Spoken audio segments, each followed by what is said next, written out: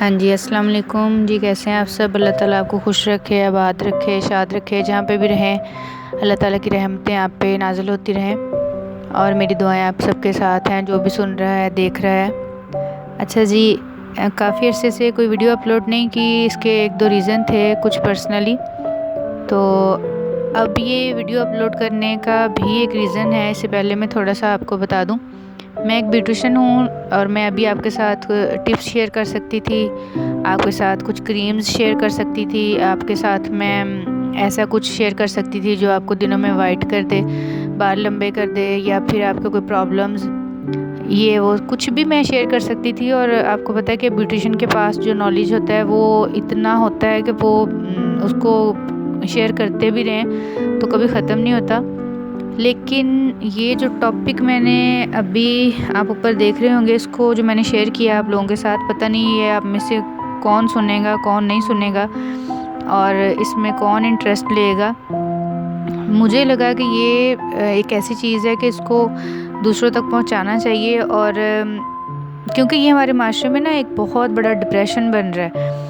और होता ये है कि एक जो औरत होती है ना, चाहे वो यंग लड़की है, उसकी शादी हो गई है, और चाहे वो एज के उस दौर में जा रही है जिसमें वो एक कह लें कि लड़की नहीं अब कहलाती है, एक औरत कहलाती है। तो वो एक पूरी नस्ल को लेके चलती है, चाहे वो बहन है, चाहे वो बीवी है, चाहे वो बेटी है, चाहे वो माँ है, वो किसी भी रिश्ते में है ना, तो वो एक पूरी नस्ल को लेके चलती है। अब हो ये रहा है कि हमारे माशरे में एक ऐसा डिप्रेशन फैल रहा है जो कि लेडीज़ के लिए बहुत बड़ा मसला बन गया, और ये डिप्रेशन उनसे फिर हमारी नस्ल में कन्वर्ट हो रहा है। ठीक है।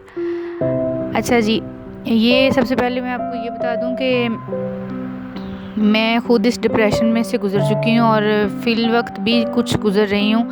लेकिन मैंने ख़ुद को संभालने की बहुत कोशिश की है, और मैं इसको समझी हूँ वक्त के साथ कि नहीं, अगर मैं इसमें से खुद नहीं निकलूँगी तो ये मैं इसमें फंस जाऊँगी। और यकीन करें कि ये इतना बुरा डिप्रेशन है और बहुत सारी लेडीज़ को हिट कर रहा है। ठीक है। यहाँ पे मैं किसी भी मर्द को यहाँ पे बुरा साबित नहीं करना चाह रही, और ना ही किसी औरत को बेचारी कह रही हूँ। मैं सिर्फ एक छोटा सा पॉइंट यहाँ पे लेके आई हूँ। मैं चाह रही थी कि मैं लाइव जाऊँ और मेरे साथ वो लोग बातें करें और लेडीज़ मेरे साथ इस चीज़ को शेयर करें, हम इसको एक दूसरे के साथ। और मैंने जहाँ तक इसको सर्च किया है तो ये शेयर करने से और एक दूसरे को बताने से और खुल के बात करने से बहुत से जो माइंड के प्रॉब्लम्स हैं वो रिज़ॉल्व होते हैं इसमें। ठीक है।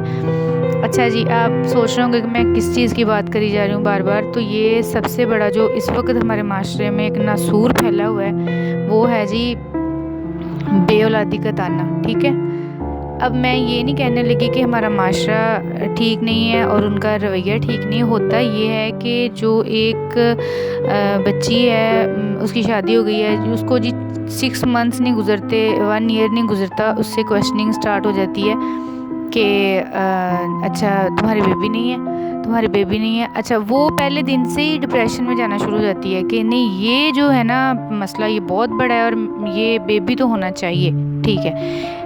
पहली बात ये, प्लीज़ प्लीज़ प्लीज़ प्लीज़ मेरी बात को सुने भी, आगे शेयर भी करें। मे बी कि किसी का कुछ लम्हे के लिए कोई गम दूर हो जाए और वो मेंटली जो डिस्टर्बेंस है उसकी वो दूर हो जाए।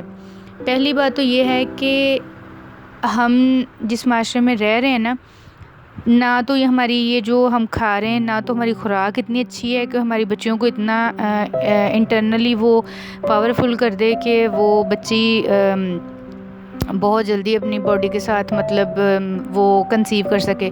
और ना ही हमारा जो माहौल है ना वो बड़ा डिस्टर्बेंस वाला है। ठीक है।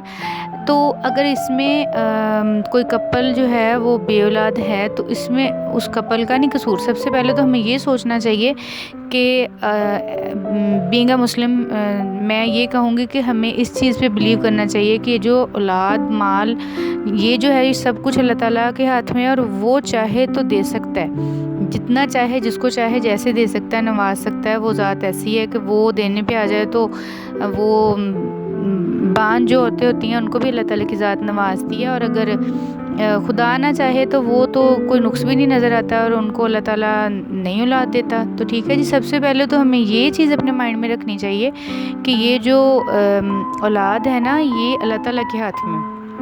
हम लोग क्या है, हमारे माशरे में एक बड़ा प्रॉब्लम चल रहा है, एक बहुत सारी लेडीज़ के साथ। अब 100 में से कह लें कि 80% जो लेडीज़ हैं उनके साथ ही मसला चल रहा है। वो बेचारियाँ क्या, मैं बेचारी वर्ड फिर आ गया, सॉरी मैं नहीं कहना चाह रही ये वर्ड। वो मेंटली बेचारा हो जाता है ना बंदा, मेंटली सच्ची डिस्टर्ब हो जाता है। और मेरे साथ ही हो गुजरा है। मेरी शादी के बाद, मेरी शादी को जी 6 ईयर्स होने को हैं और 5 हो गए हैं, 5 कंप्लीट हो गए। तो मेरे 2 मिसकैरेजेस हुए हैं। थर्ड जो है वो मेरी एक टॉपिक प्रेगनेंसी हुई है और उसके बाद मेरा सिजेरियन हो गया है और मैं अभी तक मेरे पास बेबी नहीं है। और मैं यकीन करें कि इस मसले में से मैं अभी थर्ड टाइम जब मेरे साथ ये मसला बना तो मैं डिप्रेशन में चली गई और बार बार बस यही सोची जा रही थी कि या अल्लाह पाक, मैं कहाँ पे, किस जगह। वो औरत खुद को ब्लेम करना शुरू कर देती है, मैं कहाँ पे मिस्टेक कर रही हूँ, मेरे से कहाँ पे, कहीं मेडिसिन में हो रहा है कुछ, चेकअप में हो रहा है कुछ, कहाँ पे मैं गलत कर रही हूँ। वो बेचारी ना खुद ही बस अंदर अंदर इस मसले में बेचारी बन के पागल हो जाती है, यकीन करें। अब ना तो हमारा मतलब मैं जो बात शेयर कर रही हूँ वो ये कर रही हूँ कि नॉलेज दें, ठीक है। उस बंदे से ये ना पूछें, आगे से सवाल करें, है ओहो तुम्हारा मिसकैरेज हो गया, अच्छा। सबसे मेन चीज़ जो हमारे माशरे में जा रही है ना, वो हमारी जो बीबियाँ हैं ना, वो सबसे पहले कहती हैं अच्छा इसका मिसकैरेज हुआ है तो इसको ना अठरा होगा, ठीक है, इसको अच्छा इसको ना दूसरी औरतों से दूर रखना और जिसको बेबी होने वाला है उसके तो पास भी ना करना। और जो बच्चा है ना छोटा सा, वो पहले मंथ का, वो ना इसको पकड़ाना, ठीक है। उसके बाद वो खुद एक तो टेंशन में होती है, एक वो ये जो हमारे माशरे के जो अल्फाज हैं ना, ये उसको बहुत डिस्टर्ब करते हैं। मेरे पास ये इन दिनों में तकरीबन 3-4 लेडीज़ मुझे एक वीक में मिली हैं जो कि एक बेचारी को 12 साल बाद शादी के 12 साल उसने अपने हस्बैंड के साथ स्ट्रगल किया है। क्या आप सोचें कि क्या उसने नहीं मेडिसिन खाई होंगी, उसने नहीं कहीं पे जाके भाग दौड़ की होगी, वो कहीं भी नहीं गई होगी, उसने कहीं चक्कर नहीं लगाए होंगे कि या अल्लाह पाक मुझे औलाद दे, ठीक है। अब अगर उसको अल्लाह ताला ने औलाद नहीं दी तो उसका अजर ये मिल रहा है 12 साल उसको, वो उसकी भाग दौड़ का कि उसको 12 साल बाद डिवोर्स दे दी गई, ठीक है। एक है वो मुझे मिली है थोड़े दिन पहले और वो मेरे साथ शेयर कर रही थी, उसकी भी सेम यही बेचारी की स्टोरी थी।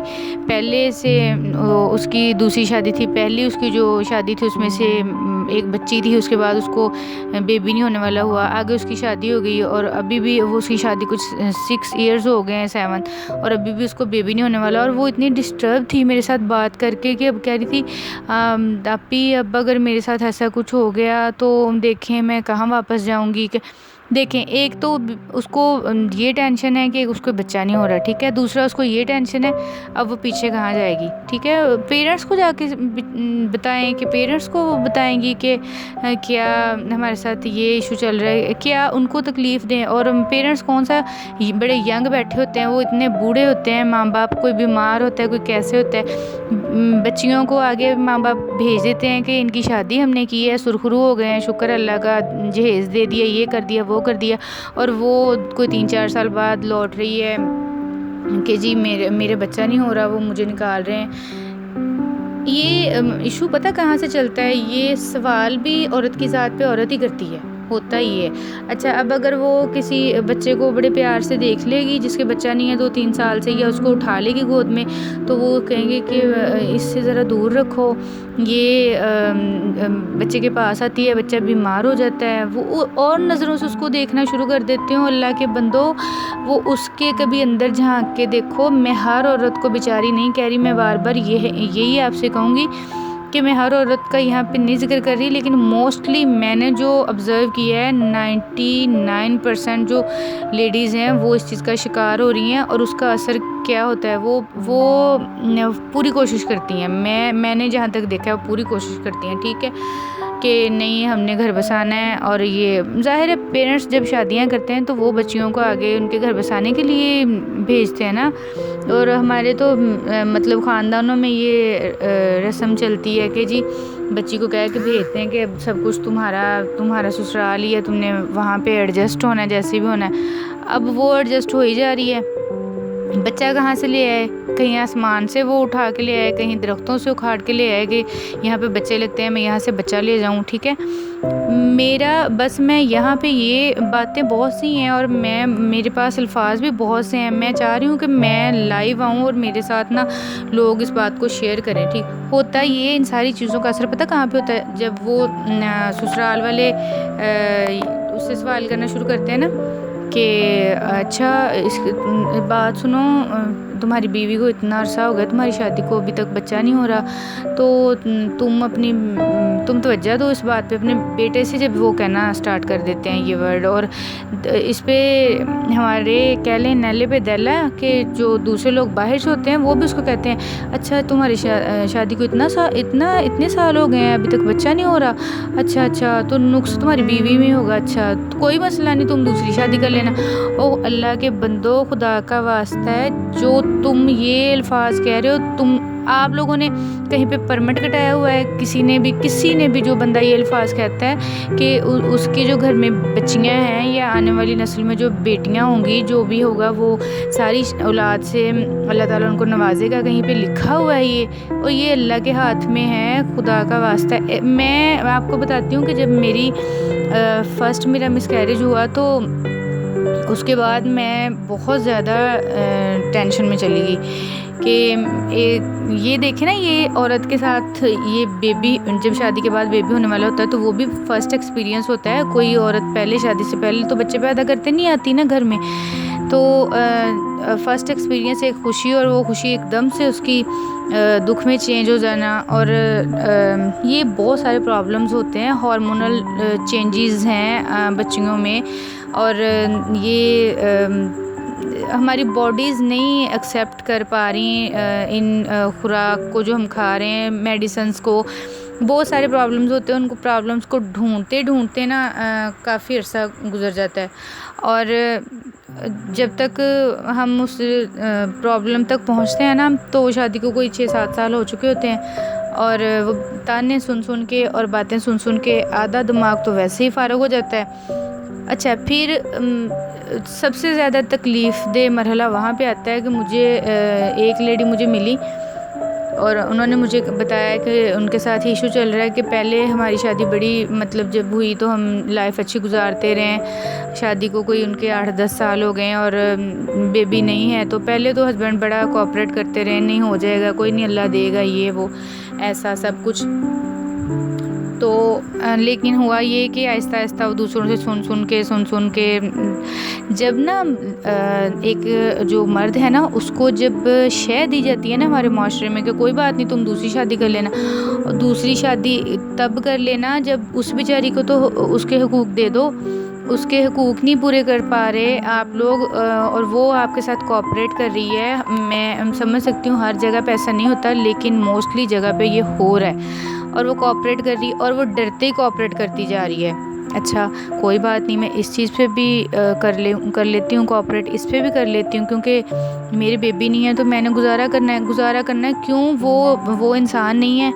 क्यों वो बच्ची नहीं है किसी की? क्यों उसके पेरेंट्स ने उसे फेंक दिया था, आप उठा लाए हैं? क्यों उसको कुछ बेचारी को कोई उसका पीछे उसको बर्दाश्त करने वाला नहीं है, और वो डरी सहमी बस कह रही है अच्छा कोई नहीं, मुझे अल्लाह औलाद दे देना, फिर मैं मजबूत हो जाऊंगी, मेरे पाँव मजबूत हो जाएंगे। और क्यों कहा जाता है ऐसे? ये निकाह कोई मजबूती नहीं है, ये इतना बड़ा अल्लाह ताला ने रिश्ता, इसको अल्लाह ताला ने इतना पसंद किया है, इस रिश्ते को इतना पसंद फरमाया निकाह को। तो जब ये एक निकाह हो जाए या दूसरे जो मज़ाहिब हैं उनमें जो भी ये रिश्ता जब बनता है तो वो कोई मजबूती नहीं रखता, उसका कोई नहीं होता कि उससे भी एक फैमिली बन रही है। मैंने अपनी अब तक की लाइफ में जब से मैंने होश संभाला है, मैंने एक कपल को नहीं, मैंने 2 कपल ऐसे देखे हैं, उनमें से एक को मैंने देखा, उनकी तकरीबन कह लें 45 से अबव उनकी एजेस थी, और एक कपल को मैंने देखा है वो 65 के इर्द गिर्द थे, दोनों मियाँ बीवी, और दोनों बे औलाद थे। और मैंने उन दोनों कपल्स को देखा है, यकीन करें कि मैंने इतना खुशहाल कपल आज तक नहीं देखा ज़िंदगी में। और वो उनसे जब सवाल किया गया कि अल्लाह ताला ने आपको इतना नवाजा है, आप आगे लोगों को तकसीम कर रहे हैं और बांटते जा रहे हैं और मतलब इतने खुश हैं एक दूसरे के साथ। तो वो उनसे पूछा गया, मैंने पूछा उनसे कि आंटी आपको कभी नहीं फील हुआ कि आपकी लाइफ में भी बच्चा होना चाहिए? तो उन्होंने मुझे आगे से जवाब दिया कि शायद अल्लाह ने मुझे औलाद इसलिए नहीं दी कि मैं दूसरों को जो मैं बांट रही हूँ या तकसीम कर रही हूँ कि वो मेरे बच्चे हैं, मैं उनको बच्चे ही समझ रही हूँ। बेटा मैं बच्चे समझ के तो चल रही हूँ। और मुझे शायद अल्लाह ने इसलिए औलाद नहीं दी कि अल्लाह ने मुझे इतनी सारी औलाद के सर पे हाथ रखने वाला बना दिया। और अल्लाह ताला की मसलहत को समझें, ठीक है। मैं यहाँ पे किसी को क्रिटिसाइज़ नहीं कर रही, मैं ना तो इस कंडीशन में कि मैं आपके साथ या लड़ाई कर रही हूँ। मैं बस एक मैसेज कन्वे करना चाहती हूँ। प्लीज़ प्लीज़ प्लीज़ खुदा के लिए ये मेरा मैसेज आगे पहुँचाएं। अच्छा, मैं आपको बताने लगी थी, फिर मैं बीच में पता नहीं डिस्ट्रैक्ट होकर कहाँ पे चली गई हूँ। मैं बताने लगी थी कि मेरा फर्स्ट जब मिसकैरेज हुआ, इसके बाद बड़ी मुश्किल से मैं उसमें से बाहर निकली और 1 ईयर के बाद मतलब सेकंड बार मैं प्रेग्नेंट थी। तो अल्लाह का मैं अल्लाह की करनी है, ये अल्लाह ताला के काम है जी। मैं नहीं कुछ कह सकती कि सेकंड भी मेरा मिसकैरेज हो गया और उसमें से मैं अभी निकलने की कोशिश कर रही थी, लोगों के सवालों के जवाब देने की, और सारे सीन मेरी आंखों के सामने वो आ जाते हैं कि कैसे कैसे किस किस नज़र से देखा जाता है और क्या कहा जाता है। तो बस 3rd ईयर में अल्लाह ताला ने मतलब मुझे 3rd बार अल्लाह ने खुशखबरी दी। इस बार मैं बड़ी डरी हुई थी। होता ही है कि जब हमारा लेडीज़ के साथ मसला ये बनता है कि जब 1-2 मिसकैरेज हो जाते हैं ना, वो नेक्स्ट उनका माइंड उनको अलार्म देता है कि अल्लाह ने अगर ऐसा ना हो जाए, दोबारा ऐसा ना हो जाए। तो वो 3rd टाइम में इतना डरी हुई थी कि सब मुझे मुबारक दे रहे थे प्रेगनेंसी की, तो मैं दिल में सोच रही थी कि ये मुझे मुबारक दे रहे हैं, पहले 2 बार ऐसे हुआ है, ऐसा ना हो जाए, ऐसा ना हो जाए। मेरे माइंड में ऐसा क्लिक हुआ था कि अच्छी मेडिसिन्स के बाद और सारा कुछ करने के बाद भी 3rd मेरी एक्टोपिक प्रेगनेंसी हुई। और मैं एक बार कह लें कि मेरा वो एक्टोपिक का पता तब चला जब मेरी ट्यूब रप्चर होगी। अब मुझे नहीं पता मुझे कौन कौन सुन रहा है, कोई मेल है कोई फीमेल है, और उनको ये बातें मेरी बड़ी अजीब लगेंगी और वो पता नहीं किस साइड पे इसको लेके जाएंगे। लेकिन मुझे पता है कि ये चीज़ जो है ना, ये छुपा के रखी जाती है और इसको तो शेयर किया ही नहीं जाता ना। वो जो लेडीज़ इसको शेयर करने की कोशिश करती हैं ना, एक दूसरे के साथ बेचारियाँ बैठ जाती हैं, चलो मैं अपनी कहानी सुना लूँ, तुम अपनी। क्या वो किसी की चुगली कर रही होती हैं? क्या वो नहीं, वो फील ये किया जाता है कि नहीं इनको टाइम ना इतना दिया जाए कि ये एक दूसरे की बातें करें, पता नहीं ससुराल वालों की कर दें, पता नहीं किसकी कर दें। और किसी की नहीं करती, एक दूसरे के साथ वो जब बातें करेंगी ना, बातें करने का मौका दें उनको। मैं 3rd टाइम मेरे साथ जब सी सेक्शन मेरा हो गया वहाँ पे, तो डॉक्टर्स ने कहा कि आपके पेशेंट के पास सिर्फ़ और सिर्फ 5 मिनट्स हैं और हम इसके ब्लड का अरेंज करें और इतना ज़्यादा ब्लड चाहिए और ऐसे। और मुझे तो पता नहीं है, मुझे बाद में बताया गया कि मैं एक मौत के मुँह से बाहर निकली हूँ। अब मैं एक छोटा सा सवाल अगर कोई सुन रहा है तो मैं आपसे करती हूँ कि अब मैं एक बच्चे के लिए 3री बार मौत के मुंह में से वापस आई हूँ, ठीक है। तो कहाँ पे कोशिश नहीं करती औरत ना, कोई भी हो, वो मैं हूँ या फिर कोई और है, कहाँ पे कोशिश नहीं करती।